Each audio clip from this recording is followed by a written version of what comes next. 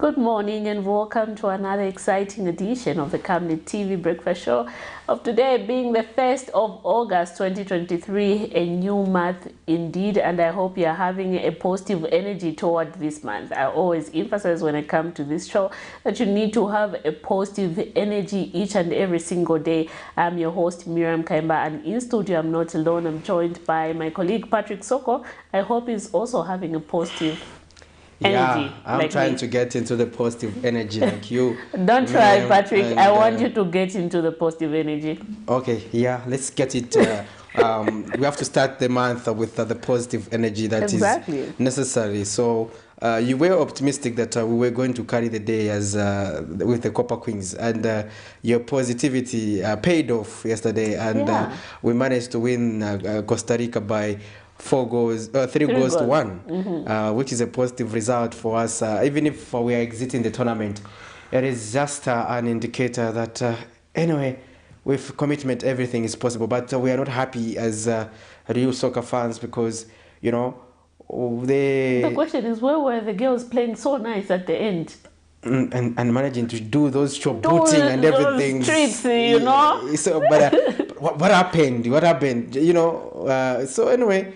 At the end of the day, for me, I think it's about attitude. So they went into that game with the right attitude, knowing that whether we win or we lose, we are playing for pride, and that paid off, and we won.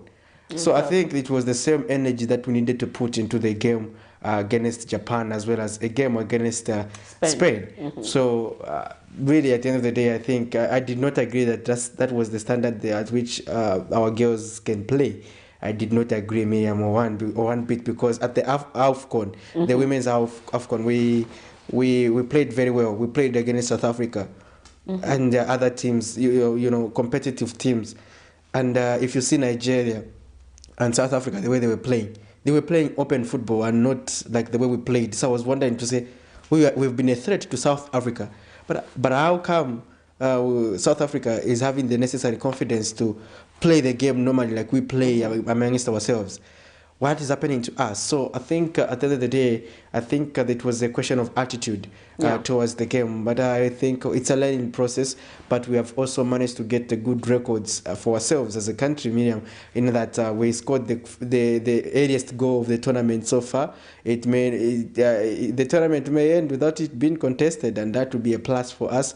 We also saw ourselves recording 3 goals for the World Cup, which is a plus, because now those are statistics that we are adding on to say, and other individual players who scored, like Barbara Banda. It tells you that they have also left a mark, and they'll be talked about in the history of women's football. Indeed, I think when we qualify again to go to the World Cup, I think we're going to do much better. Indeed, we'll do much better, but for us to demonstrate our zeal and seriousness, we should be able to get the outcome. We should win this tournament first of all, and go and win the World Cup.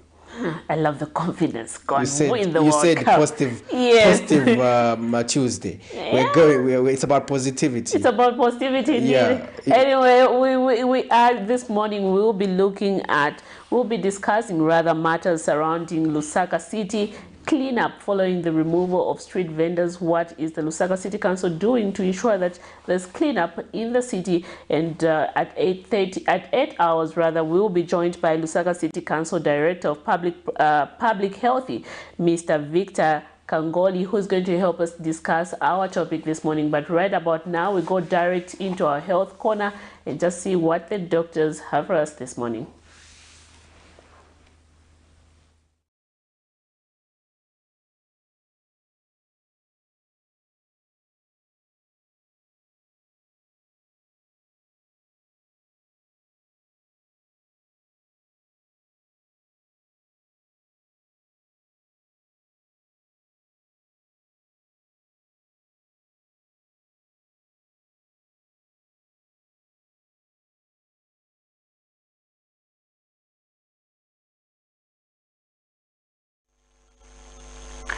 Hi and welcome to the Health Corner here on the Breakfast Show. I am Dr. Nakubia Namfaya. So this week we are talking about breast cancer, and yesterday we said that breast cancer is a cancer that occurs in the breast, and usually is caused by having an inherited gene that mutates. Usually it's people who have inherited a gene from their parents or from their grandparents that would develop the breast cancer.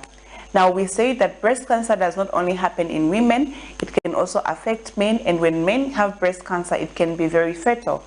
But for women, usually it's the most common cancer that women would have. So we want to understand what are some of the other risk factors that cause breast cancer. So number one is age. So women who are above the age of 50 are more likely to have breast cancer because of their age. And so if you're above 50, make sure that you get yourself checked at least every 2 years to see if you have any lumps in the breast or any changes in the breast that are signs of breast cancer. Now, another risk factor is reproductive health. So for women or girls who start their menstrual periods before the age of 12, they are also at risk of having breast cancer. So make sure that you are able to recall when you first had your menstrual period, or even your girl children. Make sure you are able to track and check when are they having their first periods, because if they are having their first period before the age of 12, then they are increasing the risk of having breast cancer. And so you need to be able to teach your girls to take care of themselves and to be able to eat healthy so that they can not start their periods or mature early before the age of 12. Then the other thing also is having your menopause, which is your menstrual cycles ceasing or stopping your menstrual cycles before the age of 55. And so if you have your menopause very late, after the age of 55, then you're also at risk of having breast cancer. The other thing is that if you have inherited the genes, of course, that we have talked about, if you inherit any genes from your parents, you are also at risk of having breast cancer. The other thing that usually affects people who end up having breast cancer is people who have been exposed to radiation. So if you increase your exposure to radiation, whether it's x-rays or whether it's any other form of radiation, for example, if you received a radiotherapy for another condition that you might have, then you're also increasing your risk of breast cancer. But that's not to say that all people who have x-rays will end up having breast cancer. But if you have x-rays very frequently, you increase your exposure to radiation, and that can predispose you to having breast cancer. The other thing that can lead you to have breast cancer is if you smoke or take alcohol. So smoking and taking alcohol have been shown to increase different types of diseases, to increase the risk of different types of diseases, and even breast cancer is no exception. So you can increase your likelihood of having breast cancer just by taking alcohol and smoking. So these are some of the risk factors that people who have breast cancer would usually have. The other thing is if people are obese and overweight and are not exercising, they also increase the risk of breast cancer, and also they increase the risk of having so many other diseases as well. So these are some of the risk factors. Now, I do hope you have learned something. I do hope you'll be able to amend a few things. If you have some of the risk factors, you'll be able to take yourself to the hospital and get checked as soon as possible if you have any of these risk factors, so that you do not miss the diagnosis of breast cancer. So tomorrow we'll be talking about some of the signs and symptoms, how you can be able to tell that your breasts are not okay and you need to go to the hospital. So make sure you watch tomorrow again, and we'll be talking about the signs and symptoms. And also, if you missed any of the episodes here on the Health Corner, you can always check on the other episodes on my YouTube channel, which is Dr. Nakwiana Siameka. I'll see you again next time. Make sure you take care of yourself and stay healthy.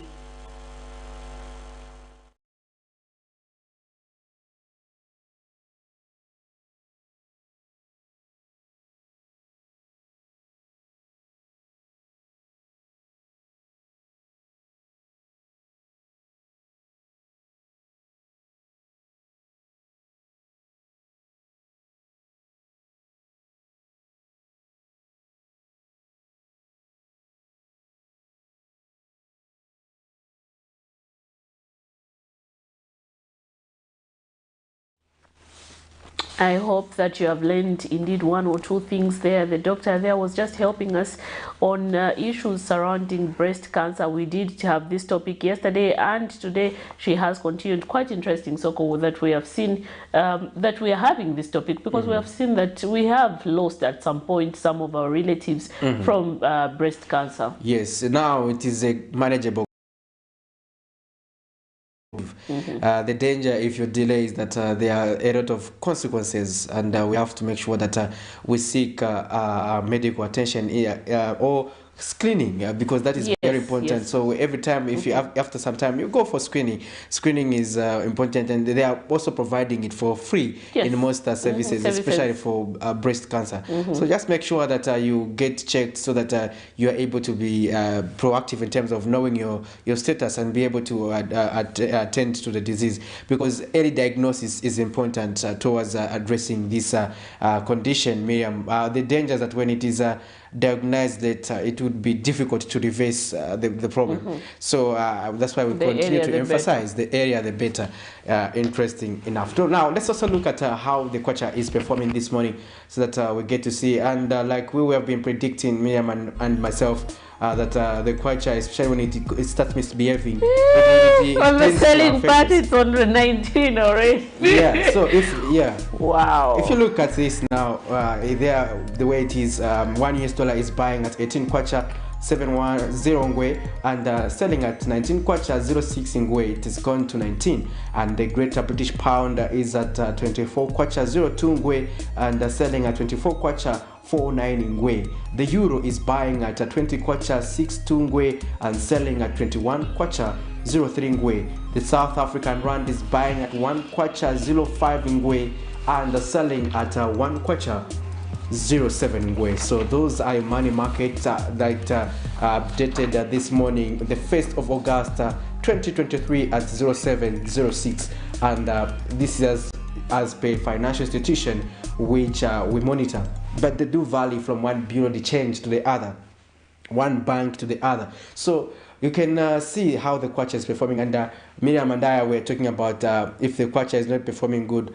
how we hate it to go towards the end of the month, because that's the time where we get to be updated by the Energy Regulation Board, ERB, every time regarding the price of fuel. And this also reflected in yesterday's update, where we saw an upward adjustment, which for us as consumers, we always say it is not good.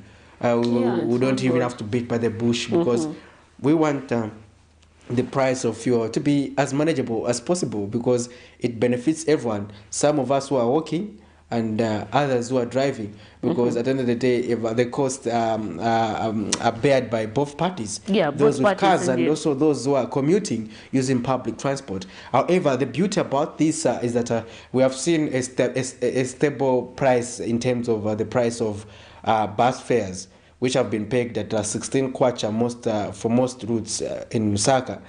Because even at the time when they fluctuate, the price fluctuates to a lowest point, the price has remained. Even if it goes up, the price has been maintained. So probably it's something that these sector players in the transport sector have agreed that they should be able to peg these prices at that level. And that has provided a little bit of stability, because there is a little bit of prediction on our part as commuters. We are able to plan to say, I'm going to budget for 30 days at the rate of 16 kwacha. That has been helpful in terms of us planning, especially as commuters. Helpful indeed for commuters, but for motorists, it has been a continued cry. We did see an increase in the price of fuel from 24 kwacha 93 ngwe to 25 kwacha 57 ngwe. Quite interesting there. But anyway, for our viewers who are watching us this morning, we will be discussing, rather at 8 hours, we'll be looking at matters surrounding the city cleanup of Lusaka following the removal of street vendors, and we'll be joined by someone from the Lusaka City Council who's going to help us discuss our topic this morning. But right about now, we have officially opened our phone lines where we'll be discussing various trending issues that are happening. And just to look at those trending issues, let us get direct into looking at some of the stories that we had yesterday in our main news, where a 25-year-old man of Ballaston in Katua constituency has allegedly been killed after being mistaken for a thief. So there was mob justice on a man. Yeah. Wow. Let's get to listen to this story. Oh, shit.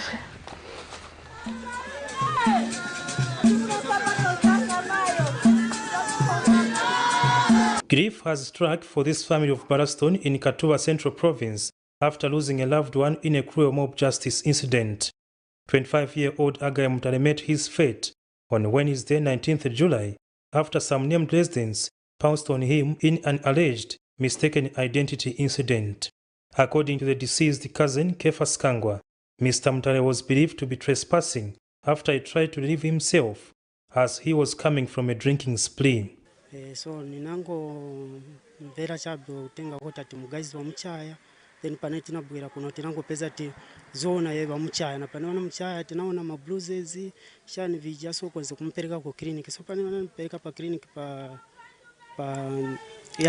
panona peleka kwa clinic na pesa pa phase ya mwalia so ndi mwane chinalire nkanya kaina yoneka nkanya kaina ni trespassing. So wanamvalika mulandu wako wati enzefuna kuba vintu pa yadi. Patrick Sinta is a friend to the deceased and laments the ordeal. Na incident ene chitika paja parodi sinawame kwa mnezo nkara kuno chilo nipempa koche please bantu wa Mulungu tendika sikondana one drama wovutika na wovutika chamani pempa kuti mugazi salafe mushe ife ndeve tachoka kumochari kuja kondo suka tupia mugazi batoke mugazi sauni kamushe so manje chamani ngapempeko che kupempa che chamani ngapempeko cha utrati bane tenti kazigurizana ovutika no ovutika volemera ine mawe yambire nilibe okay mutima pali mfana okay nezo nkara na eve tenzo cheza na eve mwine nezo zishashira chibala zo chashira but program vana kambira vachi family vanakamba kuti kuja after komboka mwine anabwira na chibala aenda kunyumba mai yakutrati ufuna kutako tumanzi anakolewa utaiko tumanzi vanamugwira bajabagai vanachoka bajabagai kumugwira ndimo wakawala alaimwe ngesa mgedi kumfaka pali chitanki paja kwa mutocha na maraiti kumzoro kampiripiri jama garu kumtera magaru muntu nonongeka. Efforts to get a comment from the police proved futile at broadcast time, but unconfirmed reports indicates 2 suspects have been picked in the matter. The deceased has since been put to rest. According to Article 18(2)(a) of the Constitution of Zambia, provides that every person who is charged with a criminal offense shall be presumed innocent until he is proved or has pleaded guilty. The article adds that an accused person shall be accorded, and it includes being informed as soon as reasonably practicable in a language that he understands and in detail of the nature of the offense charged. This therefore means that no individual, apart from the court of law, is allowed to mete out any form of punishment to any suspect. For Camnet News, Afias Kaptula, Lusaka. We do send our deepest condolences to the family there, but we must say that it is indeed a very sad situation and a very painful death, Patrick Soko. And we need to, one is innocent until proven guilty. So as citizens, I don't think we should take the law into our own hands. And again, the danger is that if you're going to be involved in any kind of sort of mob justice, at the end of the day, if that person was killed, basically, if they point that you took part in the killing of that person, you're going to be arrested by the police. They wouldn't care whether it was mob justice or not, and you'll be prosecuted for that. You are right, Miriam, there to state that the danger about that is that everyone who is involved is likely to face the wrath of the road, because the judgment is a preserve of the courts, and they follow procedure and in meting justice, and there's no way you can just take the law into your own hands. That's also a criminal offense. Now the danger is that probably these people who were actually torturing this person, because from the explanation that I heard, it was at a certain house and they tortured him, they unleashed dogs on him, and the danger is that they are also going to face murder charges. Because it may have been because they are saying he was suspected to be a criminal. Now how are they going to prove that when they have already made justice on him? So at the end of the day, no wonder we advise people to follow the law and make sure that if this person is taken to the police. I know because of the high rates of criminal activities that we have continued to face in our countries, especially of break-ins, a lot of people intend to take the law in their own hands, but they do not realize the danger. And this is something that, we need to inform the citizen that please do not take the law into your own hands. In case you find someone trespassing at your place, at your residence, and then you suspect this person to be a criminal, please just get to that person and report him to the police, or take him to the police. And rather seeing a situation where you start, beating him and stuff like that. You can beat someone who has a different condition, a healthy condition, and then just giving them one slap, they are dead, they're down, they are gone, and then the whole situation changes, and you face charges like manslaughter and sort of that. So this is something that as citizens we need to take caution of and not take the law into our own hands, because there are consequences for that. Interesting. Our dear viewers, you can equally join us on these conversations pertaining to what some of the stories that we are looking at this morning on the Camnet Breakfast Show. You can call us or also leave us a message on our Facebook page. We are streaming the Breakfast Show live on our page, as well as on our YouTube channel. You can also follow us, and make sure that you also tell us where you are watching us from. We want to know, and we will be glad to hear your views. And later on we'll be joined by the LUSAKA City Council so that we can get to talk pertinent issues that have been happening, especially pertaining to the to issues that are surrounding the LUSAKA city.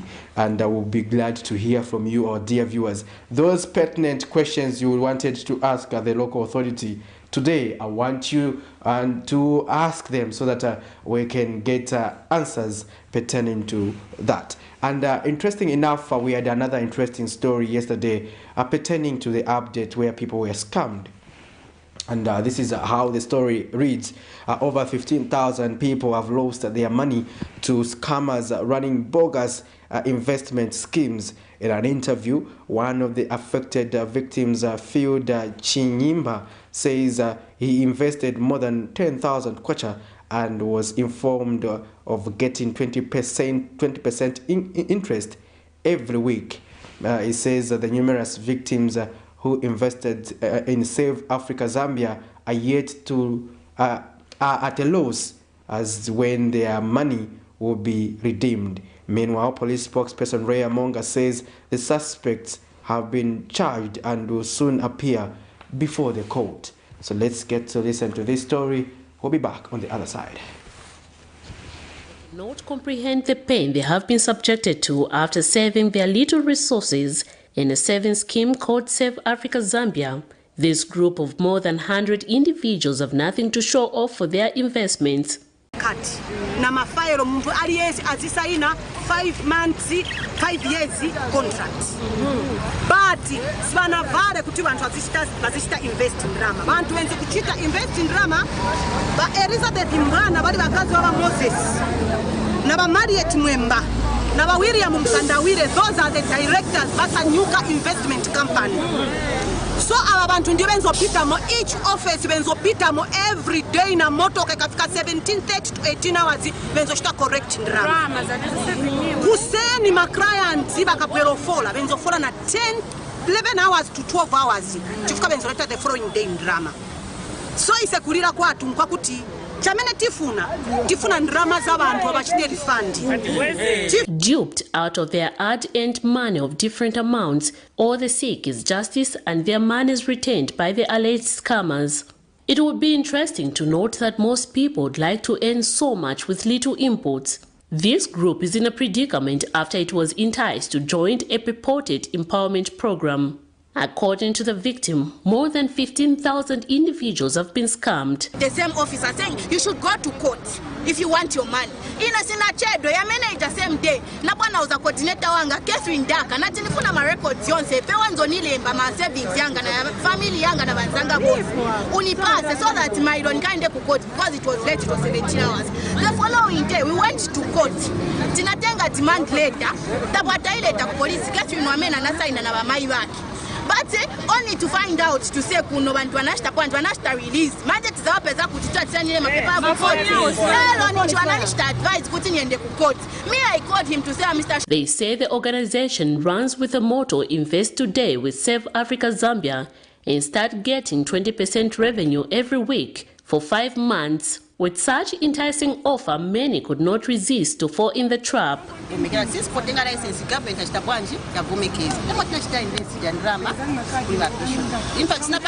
bishop since when I'm going to Mongaine, that's saving at 10,000. Amaivanga, 25,000. Bakulu Amaivanga, 25,000. Then sister one, I'm saving at 10,000. So you buy more, that was 70,000. Fortunately, at the end of it, we just realized that these people are not genuine. There is this company called, it was Sanyuka, which is under Save Africa. This company promised people to say whatever they invest, whatever amount they invest, they'll be getting 20% every week. And everything started on well. For the first maybe 6, 7, 8 months, everything was okay. Their hope is to recover their money. However, they accuse the police of allegedly working together with the scammers. Lero after tasiri za process yonse leo tabwera manje kuti timvera kuti okay since tinasiri za manje paseni ndrama kodi na center mwamena sha represent paseni wake ndrama one chamena wachita wa officer in charge na wa dealing officer wao wanachusa abantu ma directors wanachusa wasaini na mabond without any coordinator knowing, but as we are complainants, and a complainant has to know when someone is being released by bond.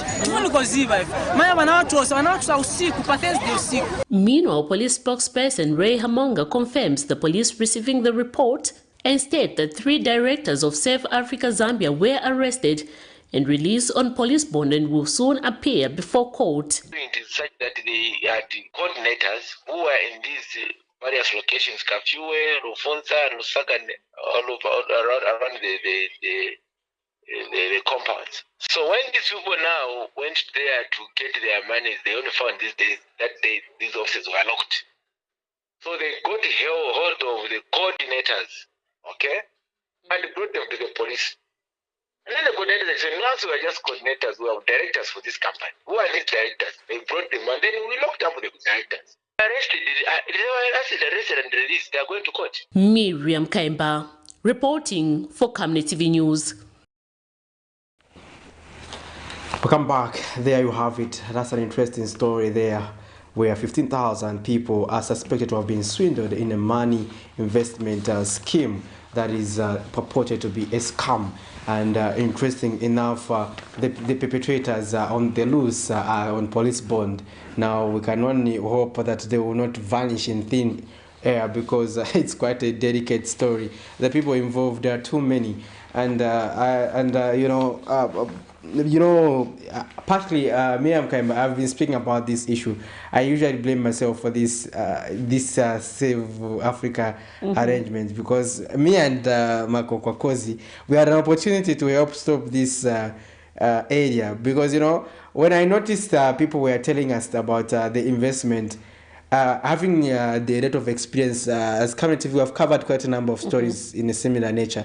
And when I noticed this scheme was happening in LUSAKA, Kamara South and Chawama, I wanted to confront the directors, to interview them and check their authenticity, because us as the media, we work with a lot of NGOs, credible NGOs that are also providing women empowerment programs, children empowerment programs, but what these organizations have is a reputation, and these organizations are traceable, and they have been there since time immemorial. Yeah, okay, exactly. they've been able to stand their ground. So for me, we wanted to see the background of this institution, the track record, the registration process, and everything, because that was going to help us to ascertain the channel and ask the people involved to say, okay, how is this implementing? How are you implementing this program? Are authorities aware? But like I saw one of the comments on our Facebook pages, Zambians are easy to swindle.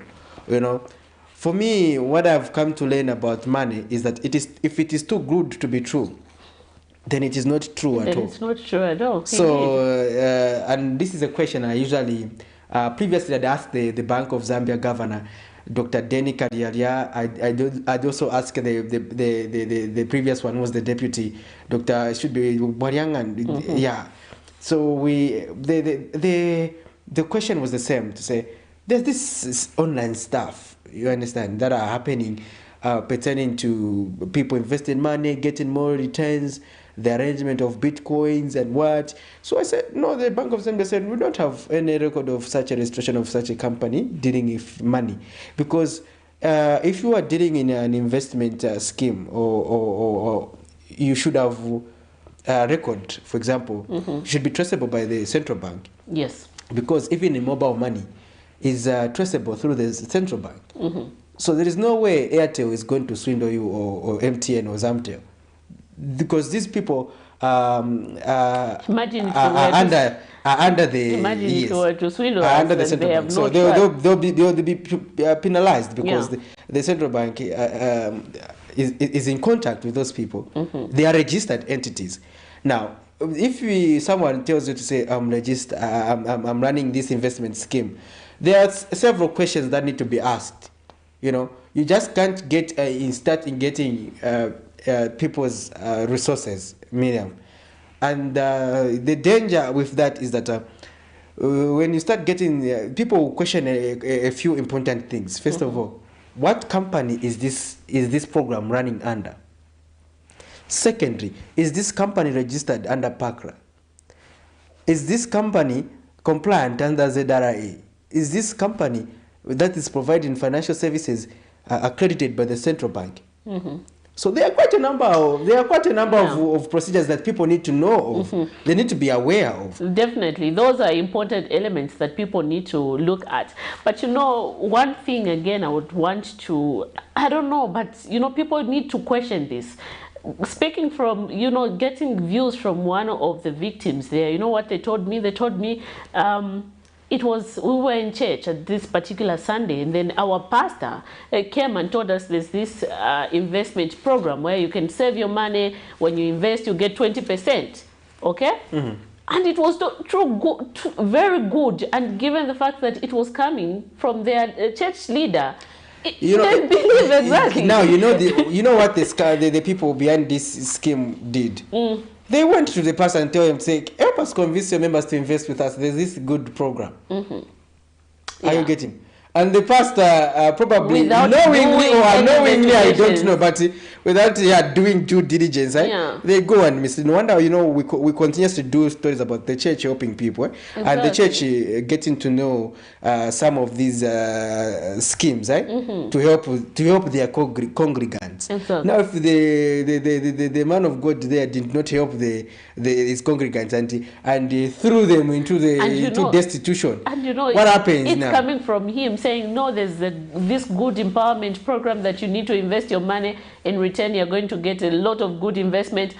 It was too good for them to believe and say, because it's coming from the man of God, and we have been attending this church for quite some time. A spiritual father is saying, Miriam, your spiritual father is saying it. Even yourself, Miriam, you'll be in a position to agree. No, Patrick.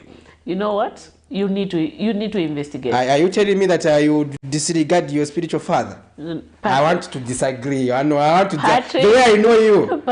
You may ignore your journalism and everything, and go and say, since it is my pastor who has told me that, let me go. No, that's one thing I wouldn't do, and I don't think my pastor would convince or rather tell his congregants to invest in such a scheme without doing due diligence in investigating exactly the authenticity of this I like program. the point you said, due diligence. Yeah. So the due diligence is what this bishop who persuaded his congregants did not do. And you know where it has landed the people. People are in shock because, some of the monies were their lifetime investments.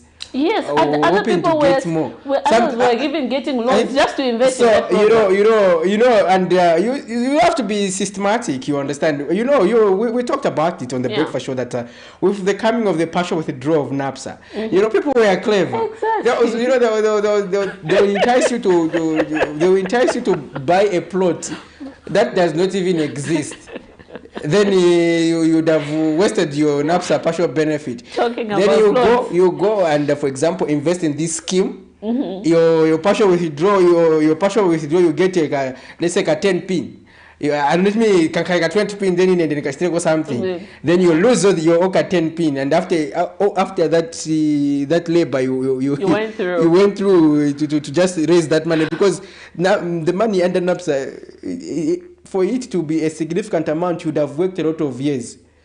So you can imagine you work the entire years, then you go and invest in that scheme, and you lose your resources. I think people need to know to take advantage and learn more about financial literacy. Yeah, financial literacy is very important. We need to look at that because even the FinScope survey does indicate that financial literacy is still a problem, especially in rural areas. In urban areas also, it is still a problem. Yeah. So it's something that we need to continuously be looking at. We need to make sure that we continue to engage our public in terms of getting and to understand various issues pertaining to financial literacy.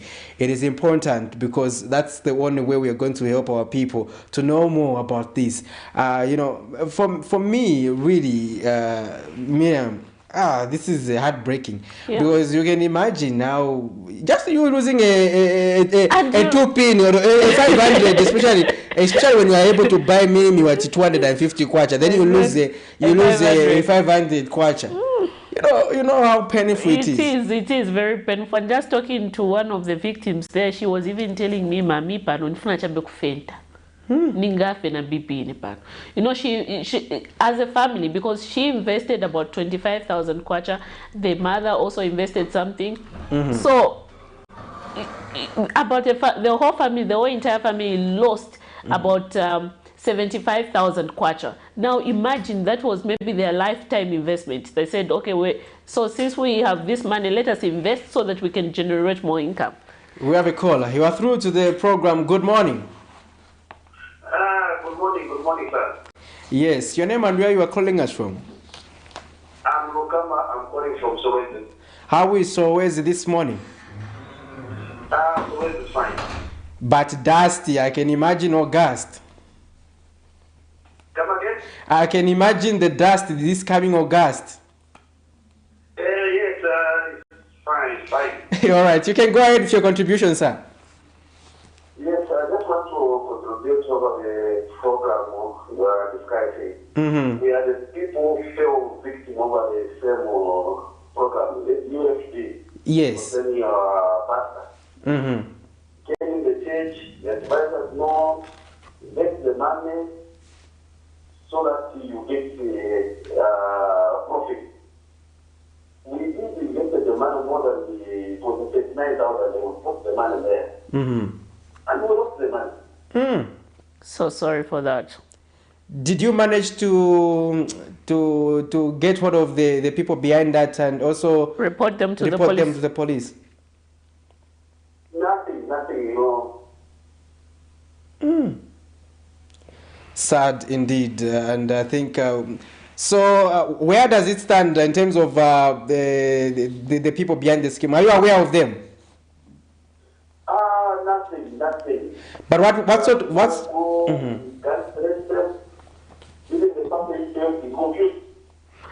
you don't know where their offices are found? The offices are locked or something, or they were operating online?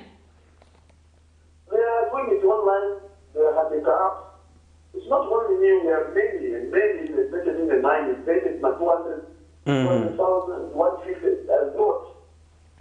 So the total loss went to as high as 39,000. Yes. Ish, sad. I think we'll also have to follow up. We'll keep your contact so that in case we can see how we also document your story there. All right, thank you so much. We'll need to get in touch to ensure that one of our reporters do follow up the story there, just to get the details of the matter. So you can just leave us a message on the numbers that you will see in the screen. You just so that we can be able to track it and we'll be able to follow up with you. It is becoming a concern. You see now, in some ways that's a different case that we did not even report about. But you know, Patrick. But it tells you the interesting part. You have even the pastor is confused because he is the one who recommended them to go. Recommended, yes. That is something now we should be alert of.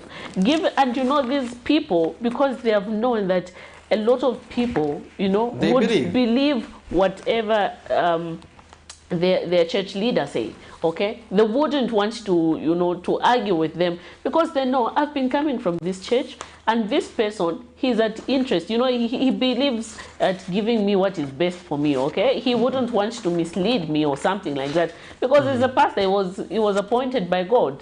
Okay, now the danger is they convince the pastor without doing due diligence in investigating about this whole app and program, advise the congregants to invest, and you know, when you invest you're going to get certain profit. At the end of the day, what happens? And again, it reminds us that this is the high time that law enforcers should pass on this matter. If you see these, because these investment schemes are now mushrooming.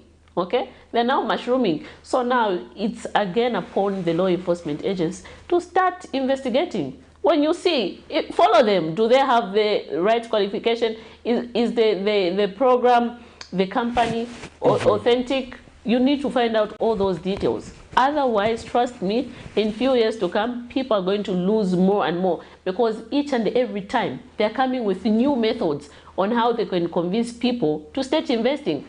Back then, they would come say no, invest. People wouldn't believe them. But now they're going into churches and convincing the church leaders to convince their congregants.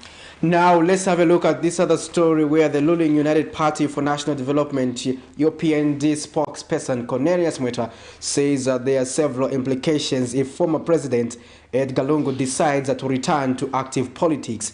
Addressing the media Friday, Mr. Mweta disclosed that the party has received concerns about the former head of state movement. However, observed that the former head of state is at privilege to enjoy his constitutional rights.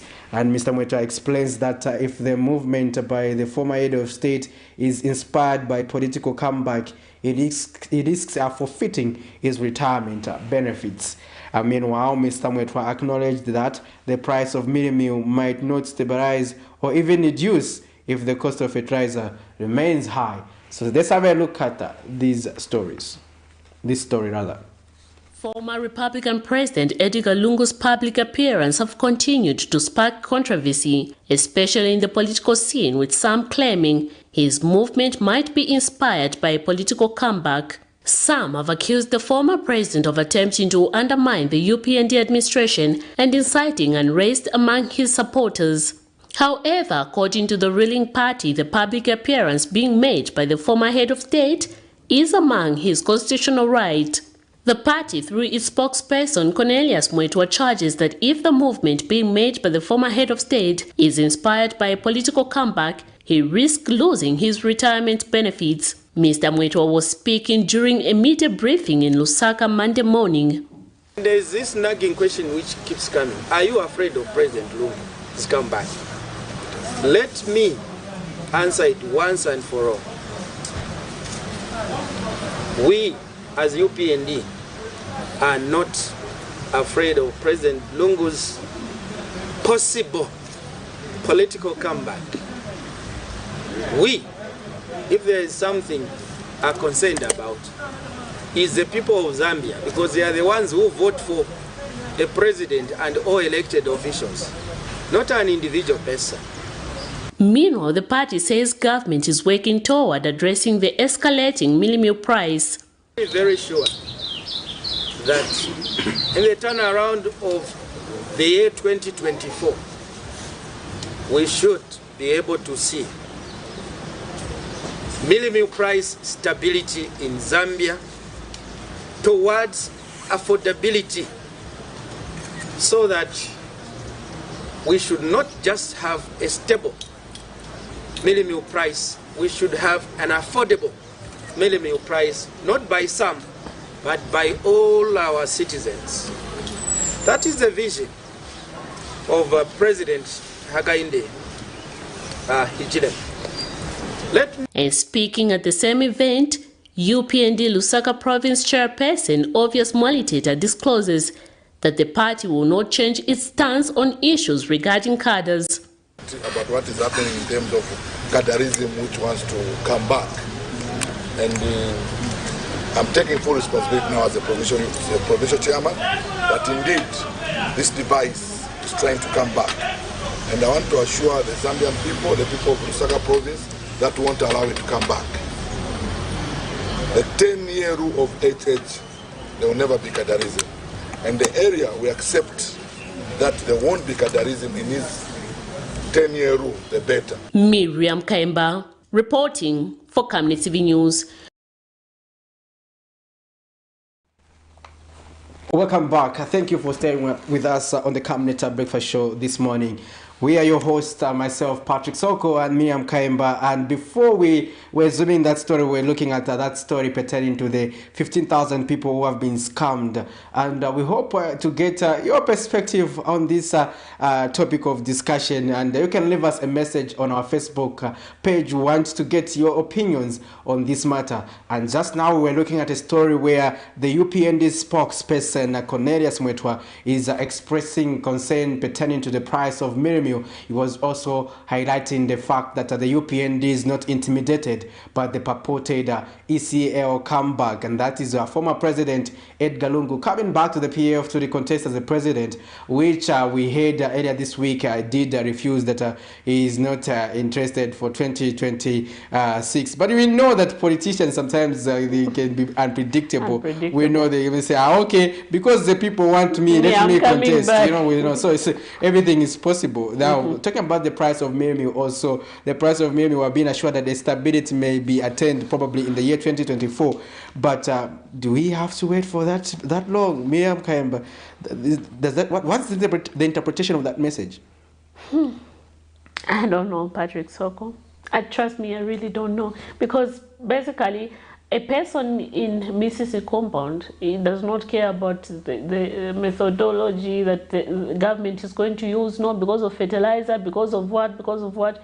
All they want is, at the end of the day, to see that the price of mealie meal reduces according to what they were promised. Is it a question of priorities or prioritizing? Because if you look at, for instance, we have a lot of money, for example, under the Constituency Development Fund, CDF, but this money, again, it is all more like also another consumptive arrangement. Why don't we, for instance, first of all, we focus on when we look at the highlight of needs? Anyway, just hold your thought. Let's pick up this call. Hello, good morning. Good morning, madam. How are you? We are fine, thank you, sir. Who are we talking to this morning? It's good to know that you're watching us this morning. Please go ahead, Mr. Mtonga, with your contribution. My concern is about the grassroots and the government authorities as well. Concerning of this cameras, I'm just doing registration processes. Our registrar authorities are going to be listening to see the activities of their businesses. Investment, because if the registrars are also listening to say, we have done our part, for what even they give example to other authorities like the investigating wing, Bank of Zambia, they comment on that type of the investment in terms of financial transactions, things that be normalized in our nation. Because I remember last time, 2018, there was this company which was message going. Yes. Message going, there was a lot of people, a lot of victims of that same company. But when we went there, they said the Bank of final authority to discuss on the existence. But if you see the record for past right was there in present. These are the authorities, they invested that company. But if you see that activity, it's not fully decided in what they're doing. So here to find that as a citizen, you may look at those paperwork to say these are the sites, the data businesses for the government authorities in Zambia. You will tend to even invest, minus knowing that the other authorities are not authorized finally that activity to be conducted now. And then I concur with the other person who mentioned that the investigative wing, they shouldn't wait for people to be evicted at the end of the day. You find that it takes too long. People who believe in them, these guys are genuine. On the market. Now, the when they are just there, until when now things are reported to them, so now they look at them and say, oh, this company is not okay, this company is not fine, but of which people have been affected. Again, which I can add to my colleagues, like for me, I've read the investor from this kind of quick money investment. Exactly. At the moment, I cannot play any game because I've realized that there's no factor. Like here in Zambia, there's no authority that allows cryptocurrency trading. So if you are found in that one, it will turn into issue of money laundering as well. So you find that most people, they don't understand what policy are the country which are allowed investment. Hence now we are just moving, because when you're not connected, you are connected to the world. I think that we can do through internet and whatever. So if people are trying to bring in, you will feel like illegal, but you know unless it's not legal. Yeah, thank you. So victims, what I was a victim from the past, I can ask you that let us find the means of how we can invest our businesses, just invest in bonds, just invest in other kind of legal way of investing our resources. I can put myself. Interesting. Thank you very much for your comments, sir. Quite interesting views there, and he's speaking from an informed perspective, having been duped before, and he has learned a lesson, and is trying to extend an encouragement to those who have been swindled. And it reminds me of another interesting story that I'm likely to pursue, because this is a story I started. It talks about an important issue of investing in bonds. I was speaking to the Securities Exchange Commission, who are pertaining to this story regarding bonds.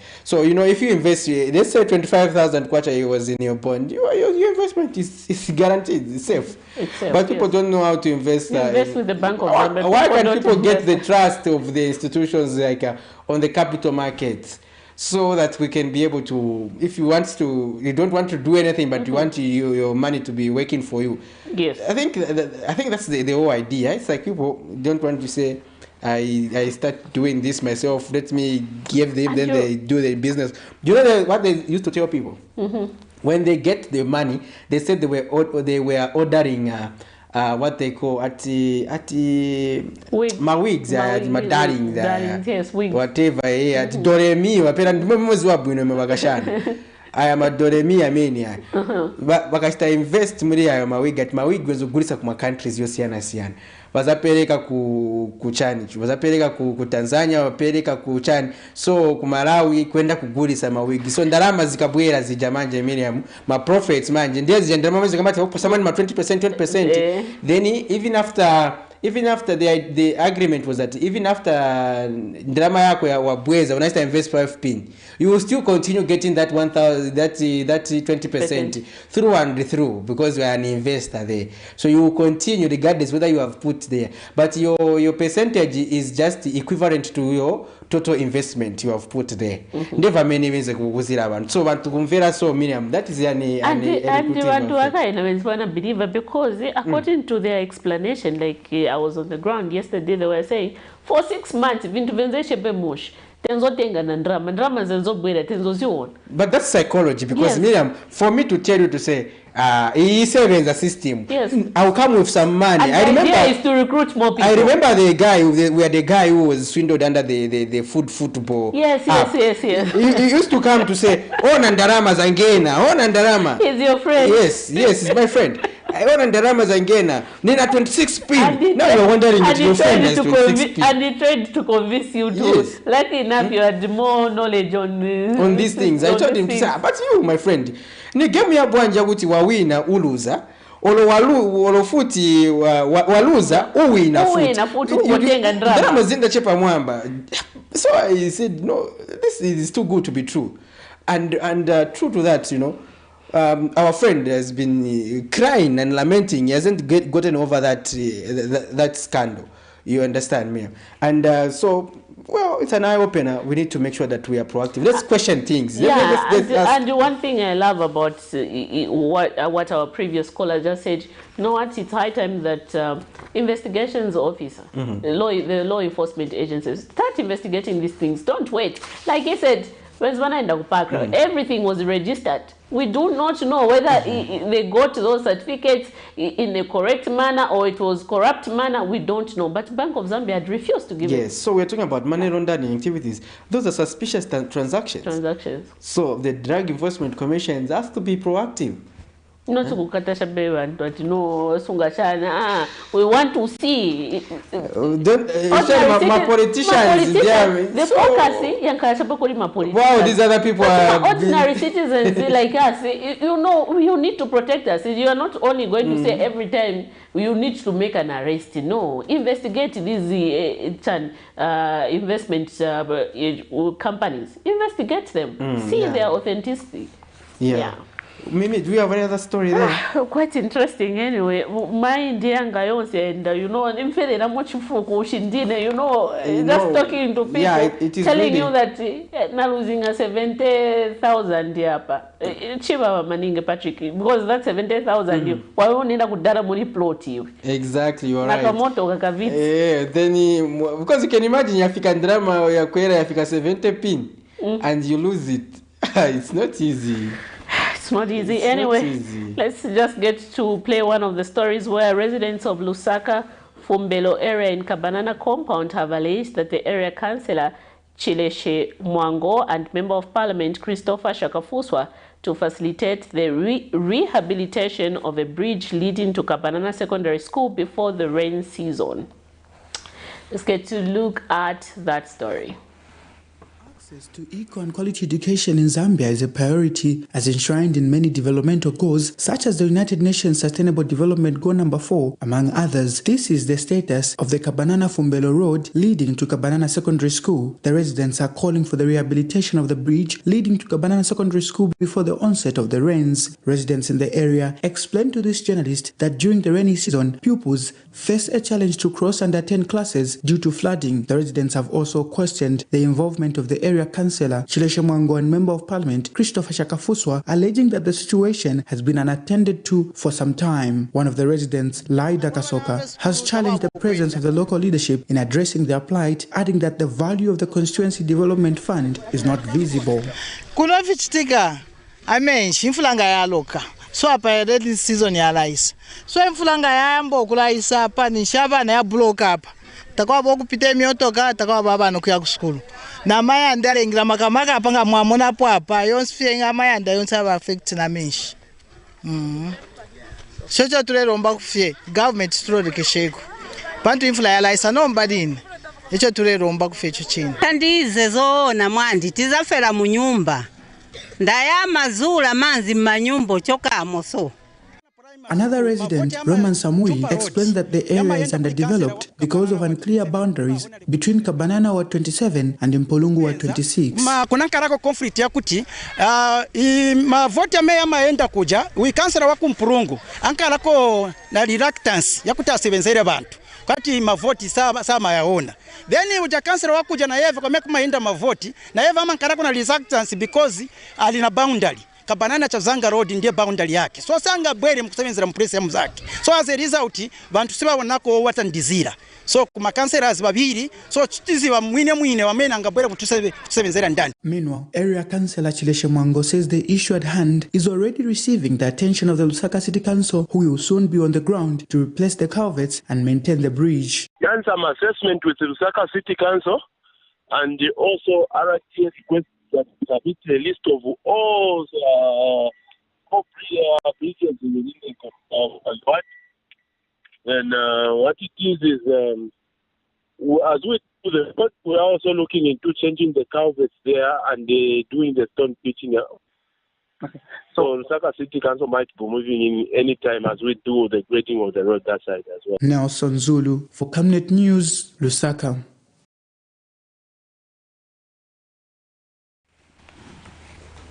Quite interesting views there. Just like the other story we played yesterday, where residents of Lusaka Jonawat compound were calling on the area councillor, the civic leader, to ensure that drainages are put up fast before the onset of the rain season this year. And we have seen now, residents of Kapanana calling upon the same thing, but this time around it's a construction of a bridge to ensure that it helps children cross over when they are going to school.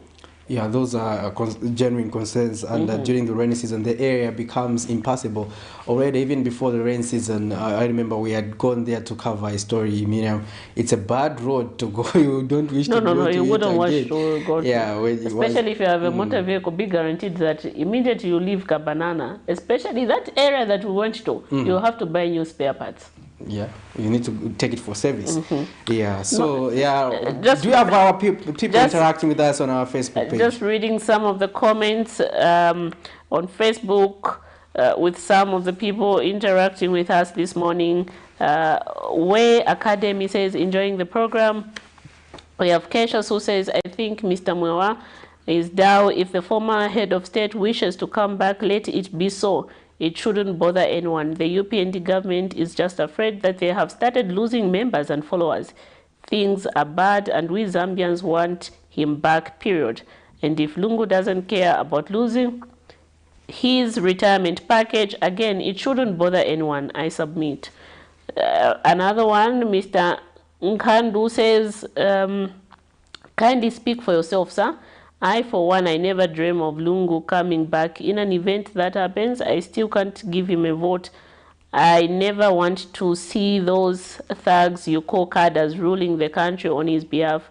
We, the 2.8+ million, are happy with Bali and his government.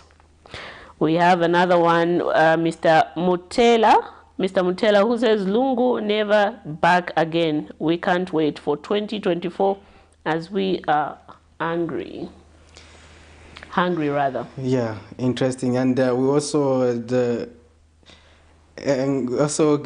Kezi Bento, who was also saying that Kesha is actually just responding, saying Nkani Yamuka Chasu.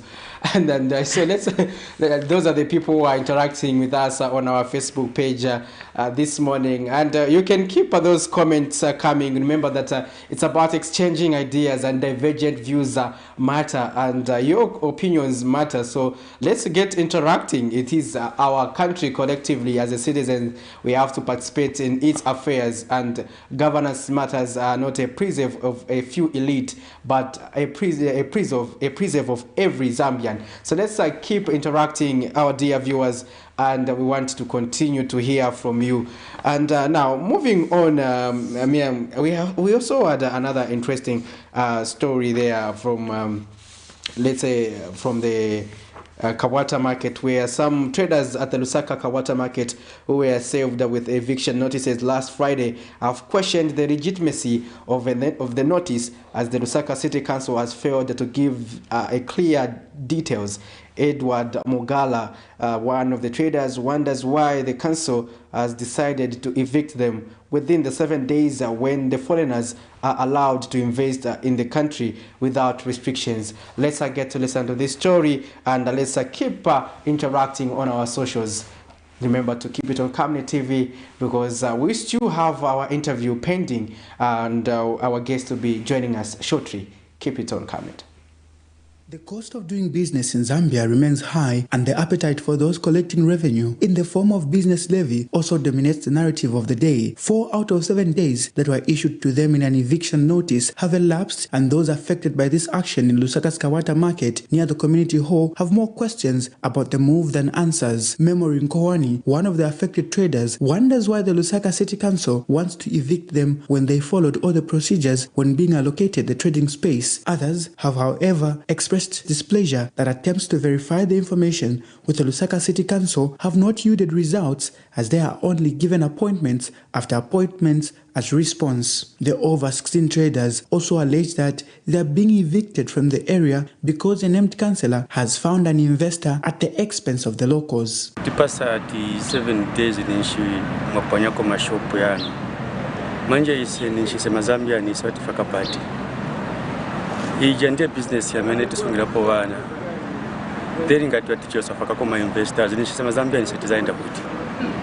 Nabora kuno ku civic center last week kuti besha mene chichitika. Paka lelo so tiri pano. Na madezi na hivi yaendo sila ngati ngarangana penze pa Friday paja tipase mareta ya jopwanya. Lelo ni pamande pasa madezi yangati. So tipempa government itilanganeko. You can't give us 7 days and say, okay, leave this place in 7 days. Today means we are remaining with 4 days. You haven't addressed us. Where are we going to go?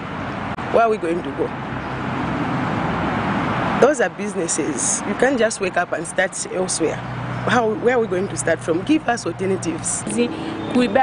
Barakamba tizambo basazipisha abantu mu market. Why watipisha? If we have papers, we've been paying levy, we even have we paid 1,500 to say that bati pasa ya Jamalo. We are just waiting for offer letters. Then today they change all the sudden to say that no, we should vacate this place just because of one investor.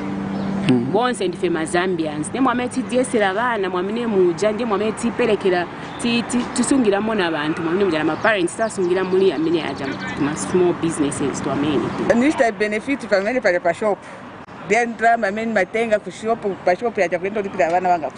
Efforts to get a comment from Lusaka Town Clerk Brighton Baimbai and the area councillor did not bear fruits, but Lusaka Mayor Chilando Chitangala expressed shock that the traders were served with an eviction notice not to our knowledge, but assured the traders of assistance. But the question begging for answers is why the Lusaka City Council collected levies from the traders it now regards to have been trading from an illegal place. Nelson Zulu for Camnet News, Lusaka.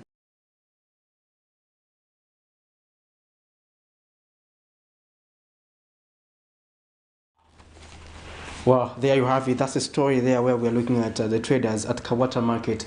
They are expressing concern that their plight is not being safeguarded, and that alleging that probably their trading spaces is being given out to the highest bidder. And those are concerns that have always been coming forth. But we also have to be looking to the Zambianization concept. What is happening to us as Zambians, and we cannot trust ourselves or trust each other. Yeah. Probably we need to make sure that even as some of the businesses, we limit them to ourselves. As Zambians, I think that's the only way we are going to be empowered. You can imagine that, for instance,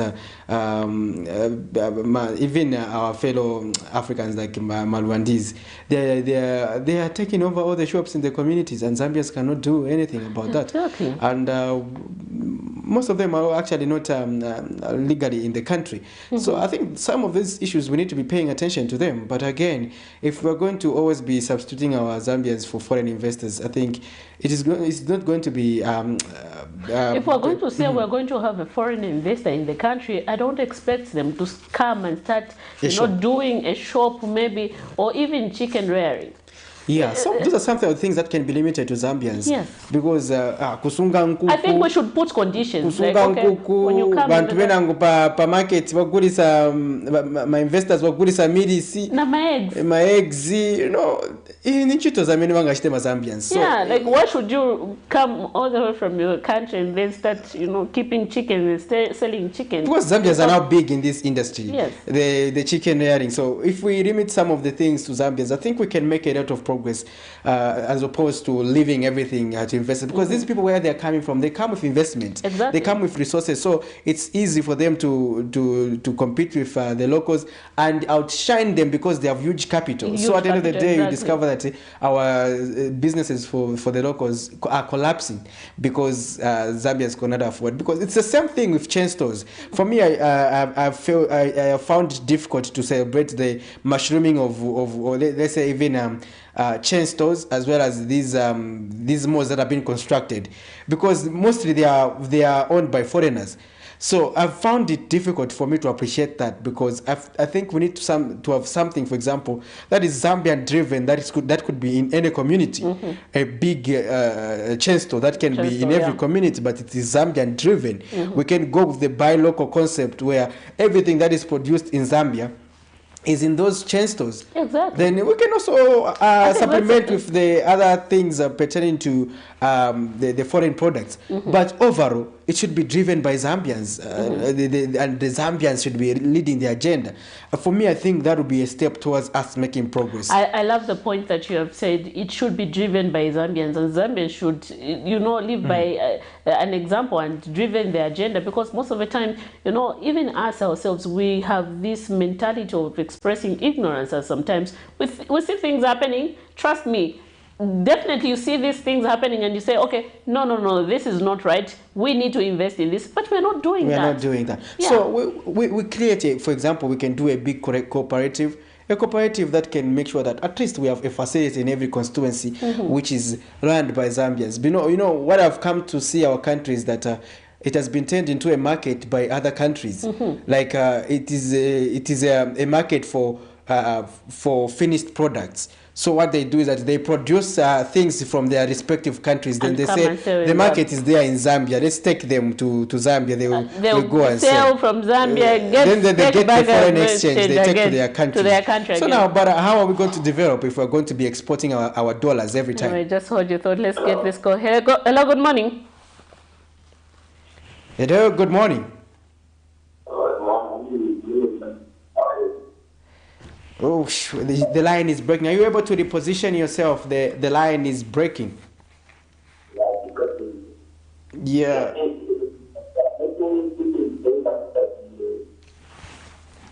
Yes, you are free.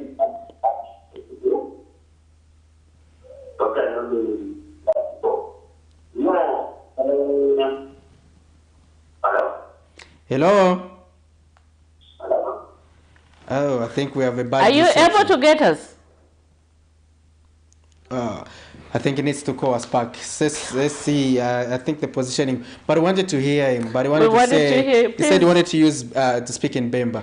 We are Zambians. We have to be comfortable with every our language. That's why we are using Chinyanja Panupasset. We are trying to mix so that we complement. We have to speak here. Exactly. And, you have to be proud of your languages. You will discover that Miriam, you will fail to speak to your children in and every time it's English. English. And this has become the norm. When you find a child speaking Nyanja, please. No. Teach them their language. Let us be serious. But also, just adding on to the point that you spoke about, this also calls for us Zambians, or rather us as a country, to start looking as, giving attention to industries. We need to go the industrialization way, okay? Because we have seen that a lot of products are being, manufactured outside the country, exported into Zambia. Later on, they get their foreign exchange. But what are we doing as a nation? And this, again, you should note that now we have seen the mushrooming of shopping malls. We do not have industries. We should be concerned about that. Yes, so yeah, you are right. So shopping malls, those are a consumptive arrangement. Yes. So we need production. So what we need to do, but I don't want to sound like Jairus Ngoma when I talk about production. The idea is that if we have more industries, it is easy for us as a country to be able to develop easily, because we have we're going to have enhanced our foreign exchange in terms of our earnings. At least it will be us who can say, okay, let's also make, for instance, make Malawi as our market. Yes. We take our products there. We take to, we are well positioned. We are a very land-linked nation where we have an opportunity to trade with every of our neighbors and beyond. And the sad thing is that government said they're exporting, mealie meal to Congo at a cost of 15 million, but we don't want to see the delivery of mealie meal all the time. We want to see other products being taken out of the country. So this mini meal industry, for example, in Zambia, for me, I expect it to be a big industry, and that we shouldn't be struggling about the price of mini meal. Because you see, we have demand, according to the Minister of Defense, we have demand from the Democratic Republic of Congo. We also have demand from Kenya. So they want us to produce their mini meal. Malawi. Now, if we maximize our production, you know, the foreign exchange we're going to get enough money from that trade and be able to reinvest that and be able to enhance production and make sure that this commodity locally it is very cheap. Then while we are selling it at an exorbitant price to other countries. So now I think that's the only way to go, and we can only do that if we are very radical about this. For me, I'm happy that the ZNS wants to take up that challenge, because once ZNS is more productive, for me, I'm guaranteed that, for example, more young people will get jobs, because they will need jobs to work at these milling companies, milling plants. The ZNS will need more young people to be able to be farming. They'll be engaging a lot of young people, for example, and through their creation at the end of the day. Yes, through their wholesale of meal. Young people can be stationed at these containers, which ZNS can put in every ward, where they have people now selling this commodity to citizens. I think for me we can do more. We have the capacity. If we do more in terms of production, I think we can earn more in terms of most of the time foreign exchange. Most of the time we have been told that we don't have the capacity, but I bet to disagree and argue. We have the capacity. It's just the mindset and the policy. That's all. That's what we need. Interesting. So we'll be coming back shortly, but we want to recall the story where the traders were swindled, and these are 15,000. That's not a small number, and we want to just recall a story that we have been interacting with our dear viewers this morning. But if you want to call us, please do give us that call. We are happy to hear from you this morning. And those of you following us on our Facebook page, keep the conversations going.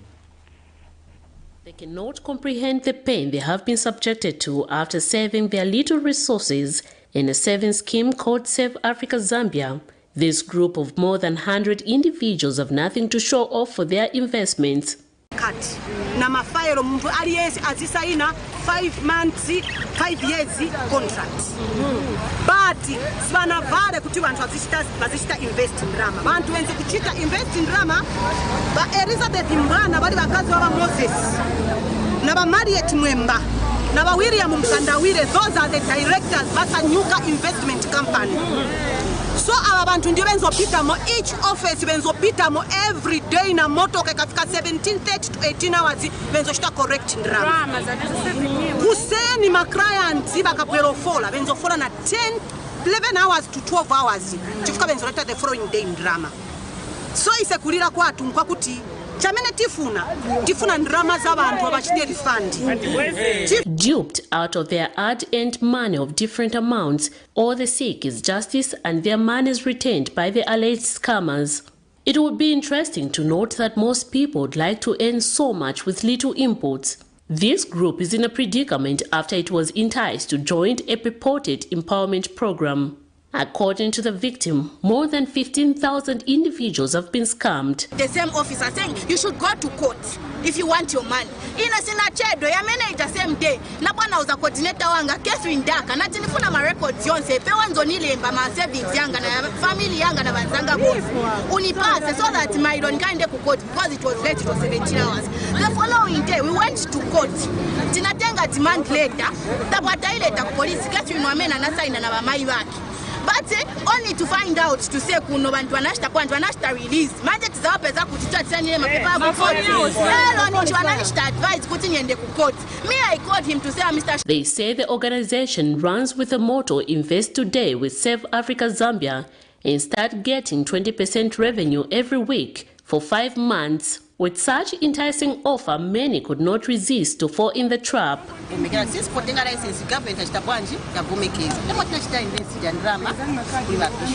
fact, sinasi ba bishop bamene makulu bakulu ndetezo pass epita na mafragi na malaisi na kudu sisi pena kwa nafuraga monga ine na saving at 10,000 amaibanga 25,000 bakulu amaibanga 25,000 then sister wangu ana saving at 10,000 so nyumba imoja natosa 70,000. Fortunately, at the end of it, we just realized that these people are not genuine. There is this company called, it was Zanyuka, which is under Save Africa. This company promised people to say, whatever they invest, whatever amount they invest, they'll be getting 20% every week. And everything started on well. For the first maybe 6, 7, 8 months, everything was okay. Their hope is to recover their money. However, they accuse the police of allegedly working together with the scammers. Lero after tasiri za procession sereo tabwera manje kuti timvera kuti okay since tinasiri za manje paseni ndrama kodi na center mwamena sha represent paseni wake ndrama wanu chamena wachita wa officer in charge na wa dealing officer wao wanachusa abantu ma directors wanachusa wasaini na mabond without any coordinator knowing, but as we are complainants, and a complainant has to know when someone is being released a bond. Meanwhile, police spokesperson Ray Hamonga confirms the police receiving the report and state that 3 directors of Save Africa Zambia were arrested and released on police bond and will soon appear before court. It is such that they are the coordinators who are in these various locations, Kafue, Rufunza, LUSAKA, all over around the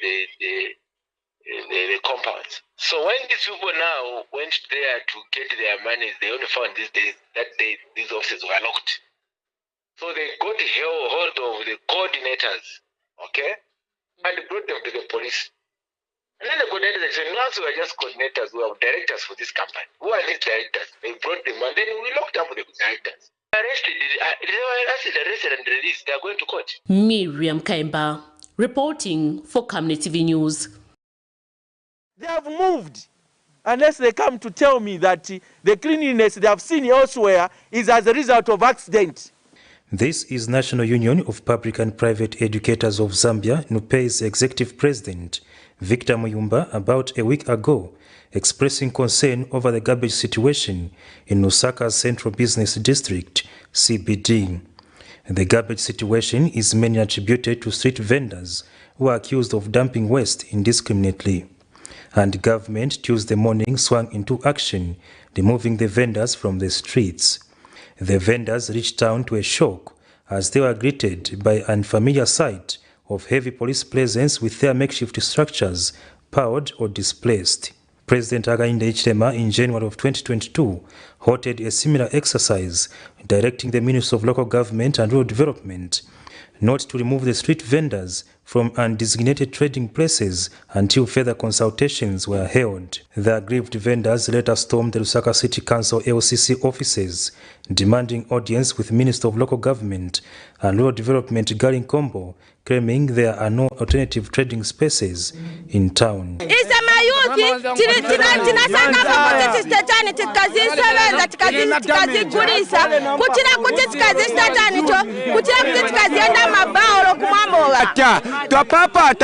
twapapata togwada tusakirire ni place kwa mene muza tupereka Simon Mwewaleni achepa so Simon Mwewaleni ngati muone kwambirira pa duriz paja kwenda ofika paja pa Lumumba bantu bapaka. The vendors have also denied causing garbage in the city as they paid user fees to LCC for collection. But the fact is, timalipira 5 kwacha every day. Then if I can't so many baja ndio my kana bantu patuma papers baja maonaka most of the time bakanso so many baja sibayola bavisia so chabe. Leveled with the concerns of the vendors, Minister of Local Government and Rural Development Permanent Secretary Technical Services Nicholas Piri says the move comes after wider consultations. Even associations of street vendors and traders themselves did agree that the issue of law and order in the trading spaces had reached alarming levels, which was a threat to public health and public safety. Mr. Piri has also denied the assertion that there are no alternative trading spaces for the vendors in markets, adding that the illegality has to come to an end. If today you went through town, you actually have some feel of fresh air. The roads have been decongested, and a lot more space has been, released. So we can only appeal to the marketeers to go back to those spaces that have been designated to them, and in an event that they don't have trading space, then they can approach the council, and the council will be able to designate their trading spaces. Several attempts to remove the vendors from the streets in the past have been short-lived, owing to political nature of the matter, as the affected champion the cost of living, among other concerns that seemingly push government to reverse its stance. This is therefore the first test for the New Dawn administration to bring sanity to the city, and only time will tell if it will hold. For Camnet TV News, I am Kaptula Afias in Lusaka. Thank you for still staying tuned to the Camnet TV Breakfast Show. Like we mentioned earlier on, before we went playing those two stories, we said we will be shortly joined by Lusaka City Council Director of Public Health, Mr. Victor Kagodi, who is helping us discuss matters surrounding Lusaka City cleanup. Good morning and welcome to the Breakfast Show. Good morning, Miriam. Thank you, and good morning, viewers. How is Lusaka City Council doing this morning? Lusaka City Council is well, and we are responding to challenges in the right direction. Interesting. First of all, just run us through these issues pertaining to street vendors. They were removed, but the question of sustainability is something Zambians continue to question. And just yesterday, people were querying us to say, can you follow up Camnet TV, because vendors have started coming back to the city. Mm-hmm. What are you doing to ensure the sustainability of this cleanup exercise? Thank you, Mr. Soko. Cleanup exercise will continue, and it's not meant to cover the CBD alone. Mm-hmm. We are cleaning the whole city, and we are not only just cleaning by designating our colleagues that are trading in the street, but we are also trying to remove all the accumulated waste. I will call it historic waste in this case. We are removing it and making sure that it is well placed at the final disposal site. However, talking about our colleagues on the street, I should premise my statement that trading in the street is illegal. And because it's illegal, anything illegal has got a law to guide. So to provide sustainability, of course, is to ensure that the law is enforced. And if anyone doesn't comply, definitely the long hand of the law will reach out to such a one. And that's how we are going to sustain it. We have started, a few are appearing before court, those that are found trading on the street. But we are also careful. We wouldn't want to sound victimizing, colleagues that are getting some economical benefit out of it. However, the markets in the city are wide open, and we feel strongly that if our colleagues are not pushed to get to the market, which is the right place to trade, they will be better safe there. It's not only for the cleanup of the city, I think it's also for the benefit and the health of the same traders. So we will ensure that those that seem resistant when there are trading spaces in the market will be picked, and the law will take its course. The other concern rather has been from the vendors themselves is that most of the time the LCC wasn't doing their routine work of ensuring that the city at all time is kept clean. And we were told, just from hearing the statement given by the PS there, is that this had reached at an alarming level, which street vending rather had reached an alarming level such that it was posing a danger to public health and safety. Yes, but as Lusaka City Council, again, we were told that you were not doing your mandate as ensuring that the city is kept at all time clean. Okay, yes, that may appear that I will give you an example. I think one of the fine days, the vice president of this state, Zambia, was launching a cleanup, and this time around the first step that was done was that the defense force move in town and clean the town completely. And by 5 hours, I think I was part of that team that went in very early. There was a proper cleanup. And the vendors paved the way. They did not move away, they simply just paved the way. And around 9:30, the Vice President came into town. We walked about town to really appreciate the cleanness that has been done by the defense force. Few hours later, I think around 12:30, the Vice President was leaving, the CBD. I was one of the last people to come out of the CBD. By 14, 16 hours, the town was as dirty as if it was not cleaned. I even called our mother, the DC, to say, look at what is happening. The town is as dirty.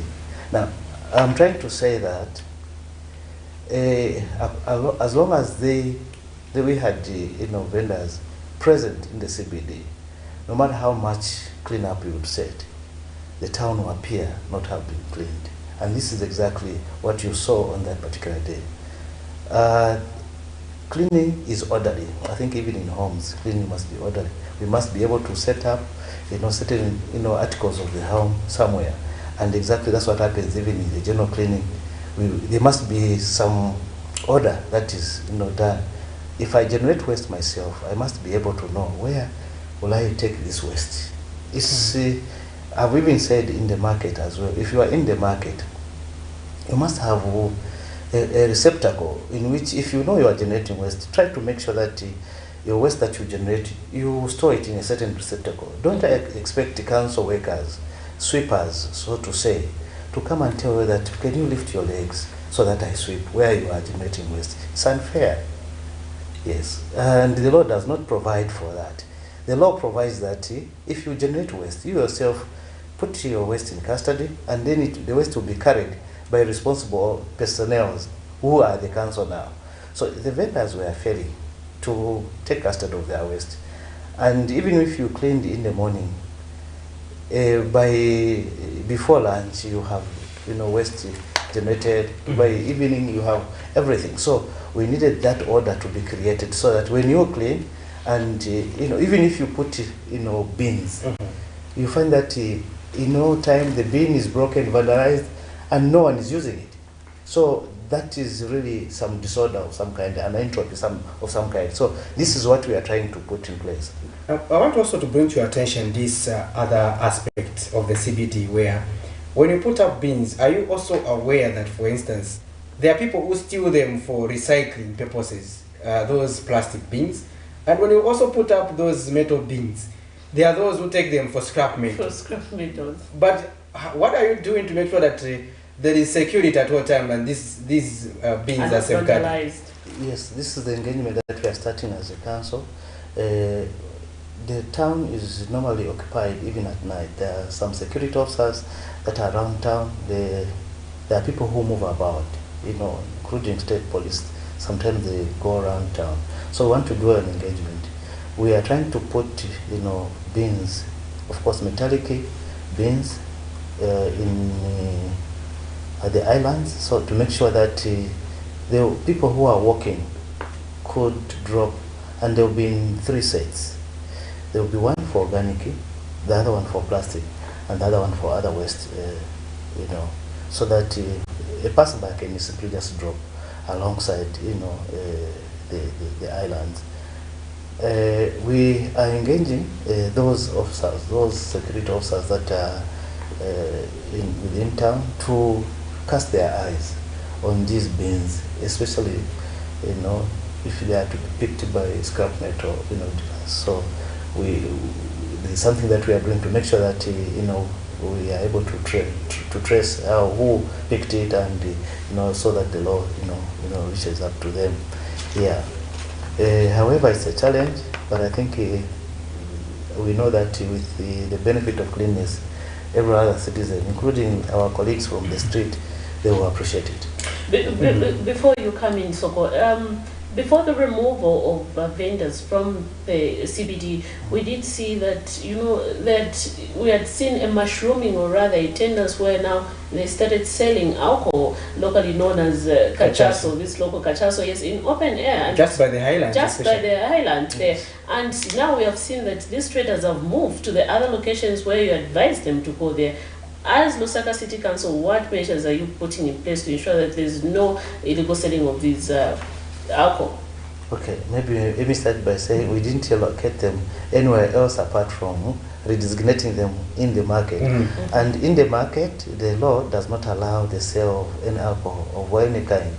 So it's only that our strong concentration has been in the CBD now.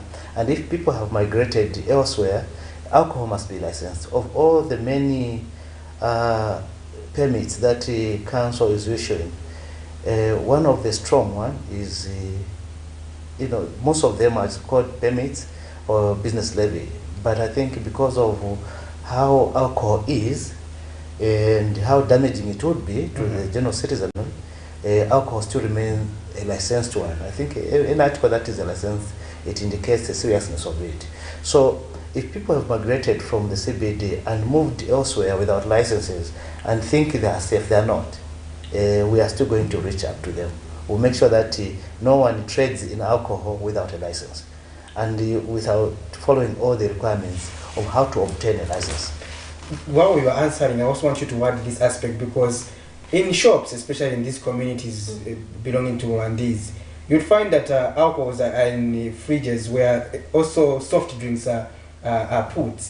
So even it is hard for authorities to detect, but you'd find that they are mixed. It's a grocery, but they are selling alcohol. It's a grocery stroke or liquor store. So okay. What are you doing about that? Yes, I picked that clearly. I will run away from stating associated nationality. Otherwise, I want to say, like the directive from the minister, that all home shops should not sell alcohol. We are following. Actually, we have a team of state police, team from Ministry of Health, and team from the council, making sure that if any home shop is selling alcohol, it doesn't matter the kind of mix. Of course, alcohol must be treated especially. It cannot be only chain stores. Only chain stores, for example, like ShopRite, Pick and Pay. If they do, we give them a special license for them to sell from 10 hours. Not every other shop you can be allowed to do the mixing of that kind. Of course, there was breakdown of law a few months ago, should I say years ago, where all these things were tolerated. I think this time around we will ensure that sanity is brought to all citizens. Everyone should appreciate. So we have a team that is making sure that no home shop is selling alcohol. And we are not stopping. We are going to every, residential area. We are going to every, shop, checking. And when we get, we revoke the license. Of course, the process of revocation of license is a bit long, which is, for me, one of the lacunas in the law, because you have to present a lot of steps to get the license revoked. But of course, as public health, our first step is to seize, we get the license to ensure that revocation process is done. We just have a message from one of our viewers who says, please do something about controlling noise from vendors. It is unbearable. Also noise from churches that are mushrooming in residential areas. The council has turned a blind eye despite making complaints. Also, communities have grown a tendency of burning garbage and waste, and it has become the norm. Maybe you can respond. That's a very good contribution. I know that Lusaka is big, and we need the alerts many times for noise pollution. We reach out whenever there is a complaint. Maybe it's just a rate at which we have to reach out. I want to state that with due respect to the people who worship, we all worship, whatever generation of sound that should be produced either in church or anywhere else, it must get consent from the members of the public. And if the members of the public are not comfortable, then even when you are preaching, even when you want to send a message, of Jesus Christ, it becomes wrong to. We have different ailments in these homes. Other people are sick. just vibration can cause someone who is hypertension drop dead. So we take recognition of such. So we make sure that whenever there is a complaint, we reach out. But we also do a survey over the weekend and during the day and night to make sure that those that are making noise, we are in court with some churches, we are in court with the bar owners, any noise that is produced without the consent of the public. One of the things that we do is, of course, it has been observed that people just play without consent. I should state here that order must be, appreciated, and there's nobody who is allowed to do anything without, following regulations. I know that in the recent past, that's why we had people telling us to say, have you sensitized the vendors? But even in a village where there is a headman, Mwinemunshi, you will not go and just squat at any place and say, I want to start plowing here. You must ask permission. But we had reached levels where someone will identify some space and squat. Someone will play music the way such a person, because I'm a citizen. I think that's unruly. It's unfair. And with impunity, people go into. So there is order. Here in Lusaka, the headman is the council, it's the local authority. Even when you are building your own house, the local authority will help you build your house in a plot that you are designated and you are even you have a title with. The council will tell you, in this plot, you are not going to build in this area, you are not going to build, you are going to build your facilities here only. Here, this is the building line. So, in short, I'm talking about orderliness.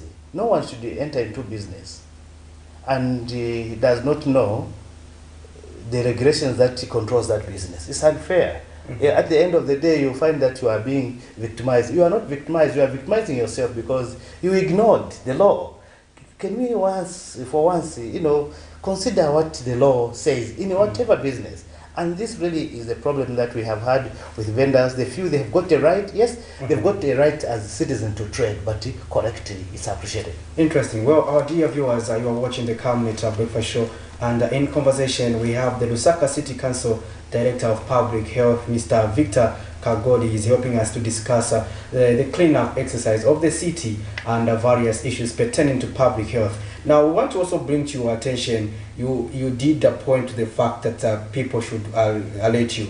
Miriam and myself are going to alert you of one incident in Chawama.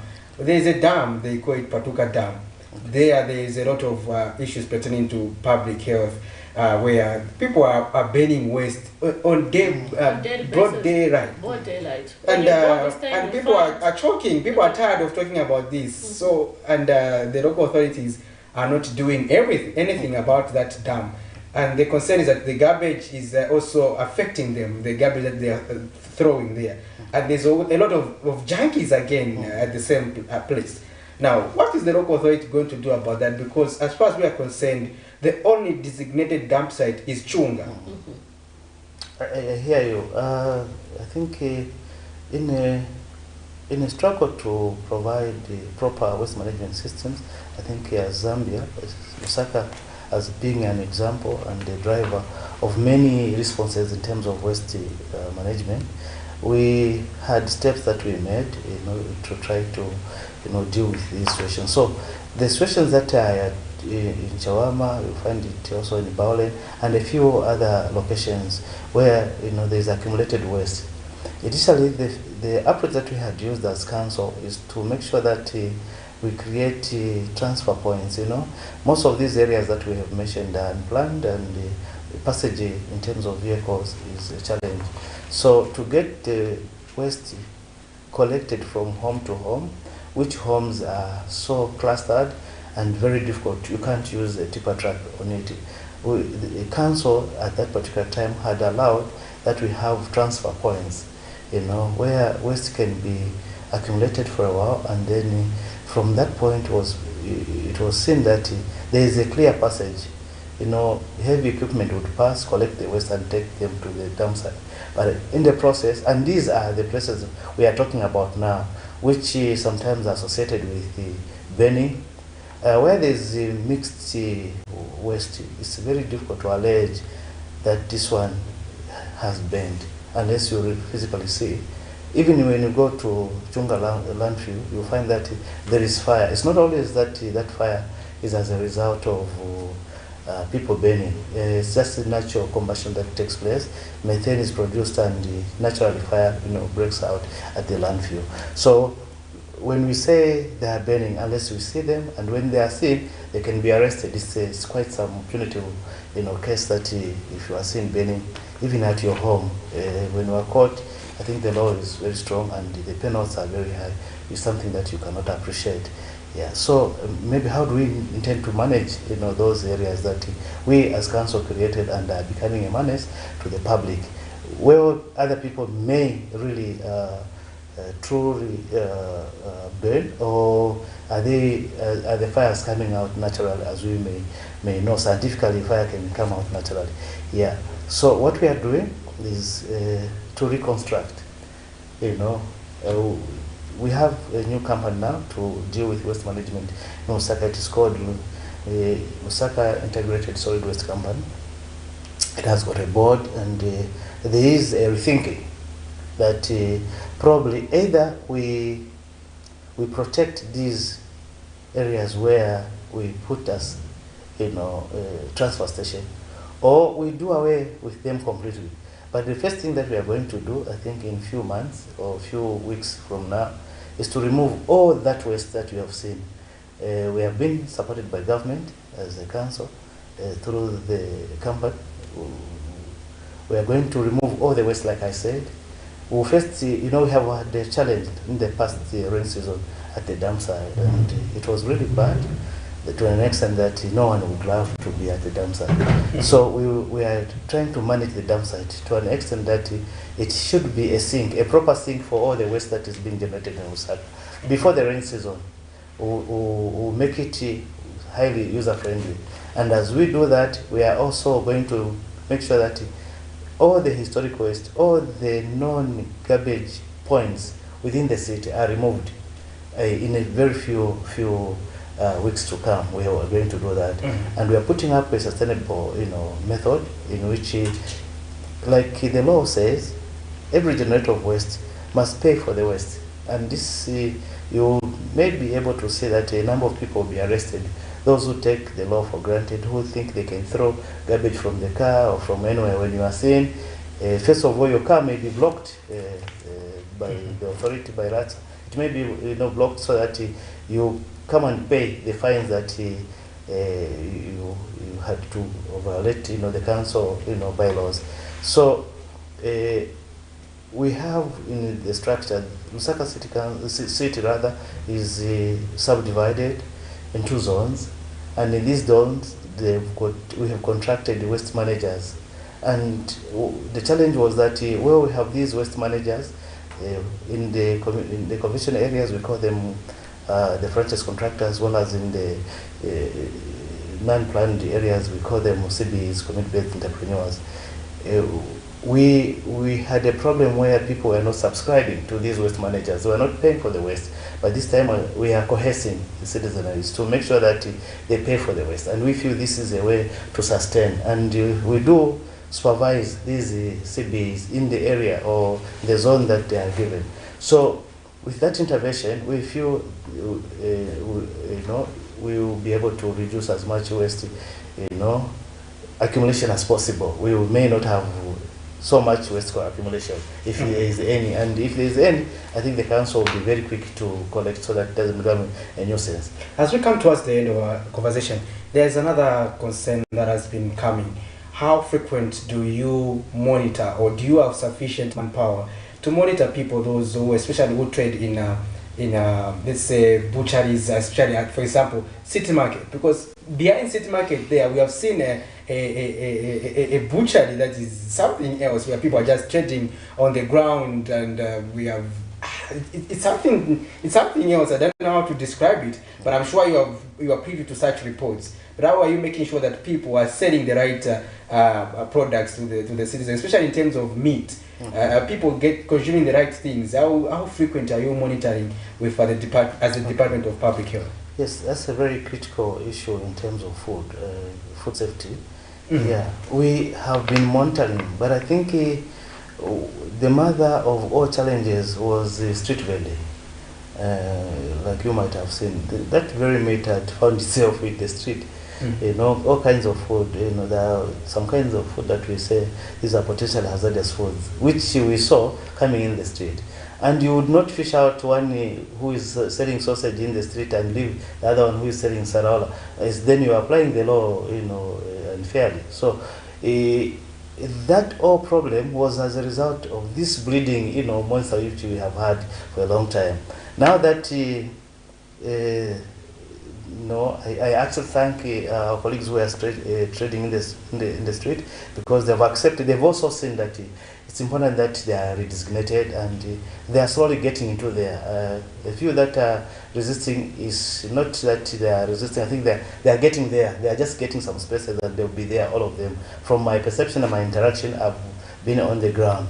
Now, you will see that that part of law is responded to, and any other will be responded to. I want to tell you that amongst the vendors, even the shop owners became vendors. You know, the big shop owners, because they would release their commodities outside, because that's where there was a market. But this time around, no one is releasing.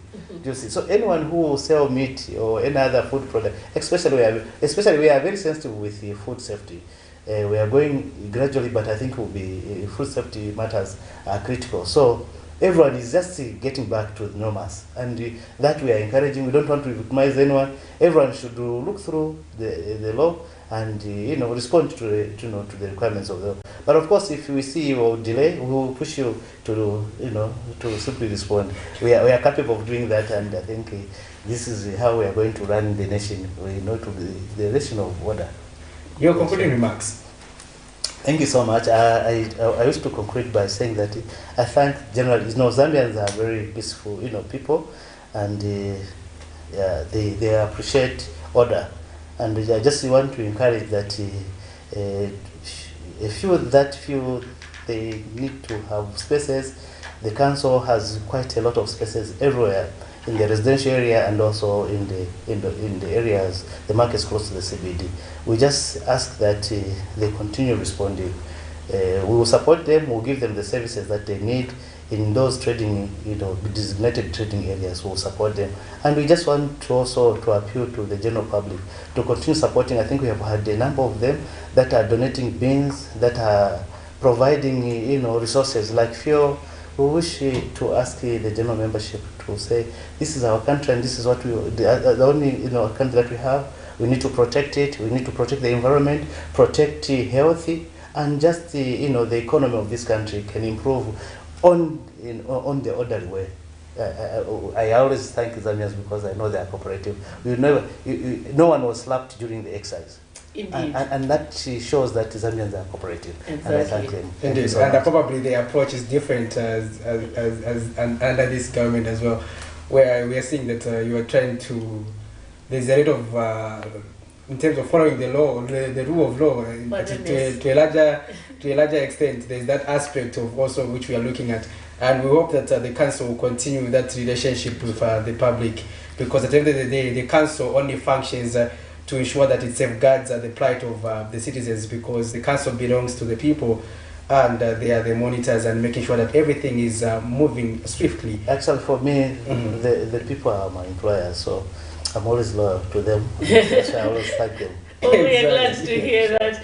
Anyway, this is where we come to the end of our program this morning. We were discussing matters surrounding the Lusaka city cleanup, and in studio we're joined by Mr. Victor Kagoli, who is the Lusaka City Council Director of Public Health. For me, Miriam Kaimba and Patrick Soko, it's bye-bye and see you tomorrow.